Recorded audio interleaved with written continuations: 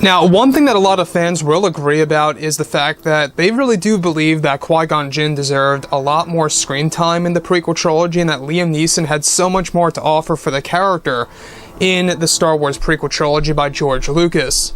This is Mike Zero. Make sure to subscribe if you're new to the channel for future Star Wars content.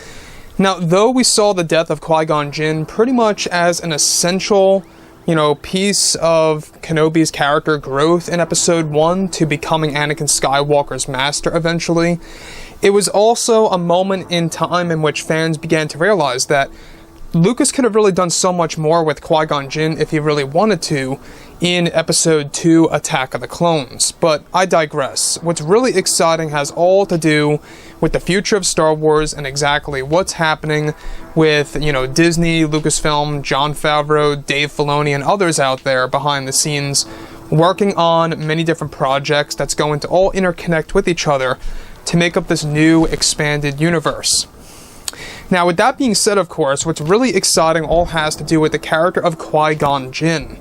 Now, Qui Gon Jinn is by far one of the most fan-favorite characters and most respected characters within the Skywalker saga because of how crucial he is to the development of Anakin as well as Obi-Wan Kenobi, and how it ultimately gave us a different view of the Jedi through Qui Gon Jinn's beliefs. Now, with that being said, of course, what's really exciting all has to do with Deborah Chow, Jon Favreau, Dave Filoni, and others, and what's to come for actor Liam Neeson.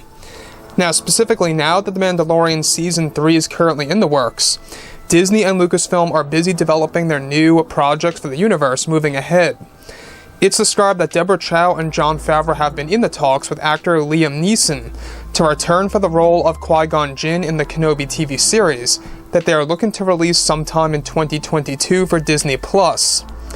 Further, it's described that they are aiming to give the fans a Force ghost of Qui Gon Jinn for the very first time in live-action form, for the fans to experience a training segment in which Kenobi reconnects with Qui Gon Jinn for the first time. Part of this Kenobi series is set to involve Yoda reaching out to Kenobi remotely during his time on Tatooine, to where eventually Qui-Gon is set to return more than once in the upcoming series. Now, Liam's role as Qui-Gon Jinn is best described as crucial and significant to Kenobi's growth as a character during his time on Tatooine, and will aid in his regret of failing young Skywalker on Mustafar. Favreau and Deborah Chow are looking to make this the most exciting Force Ghost sequence yet for fans to witness, and is set to include a major revelation involving the character of Qui-Gon Jinn. Now, beyond all of this, what's really exciting on top of that is that they're also looking for Frank Oz to do voiceover work. So far, there's no indication, absolutely zero indication, that Yoda will be seen in the Kenobi TV series, but that yes, he will be heard in the TV show. So that's going to be a very interesting, way to handle the character of Yoda remotely. Kind of showing us that overall training between Kenobi and Yoda.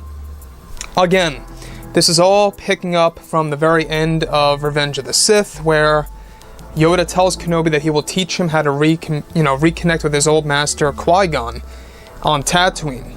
And that's exactly what they want to do. They want to treat the Kenobi TV series as a legitimate sequel to Episode 3. It's going to have a very much movie-like appearance when it comes to the cinematography. It's not going to have that low-budget-esque look or anything like that, because they're pouring a lot more money into this actual project, because they want to make it feel very much seamless to the prequel trilogy movies.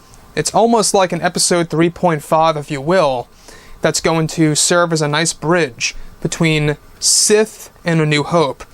Now, with that being said, the return of Liam Neeson, it's not a huge shocker, because he did return for The Rise of Skywalker to do the voiceover work of Qui-Gon Jinn's Force Ghost in that movie.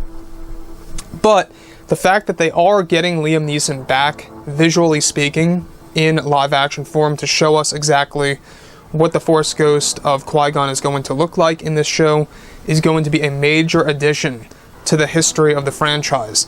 Again, we have yet to see his Force Ghost in live action. We saw it in animated form, mind you, yes, we did, but never have we seen it in live action form as of yet. He's one of the other Force Ghosts that we have yet to see in live action. You know, we got to see Anakin, Kenobi, Yoda, Luke, Leia, but we have yet to see Qui Gon Jinn nor Ben Solo, which is what they are actually working on as we speak as well.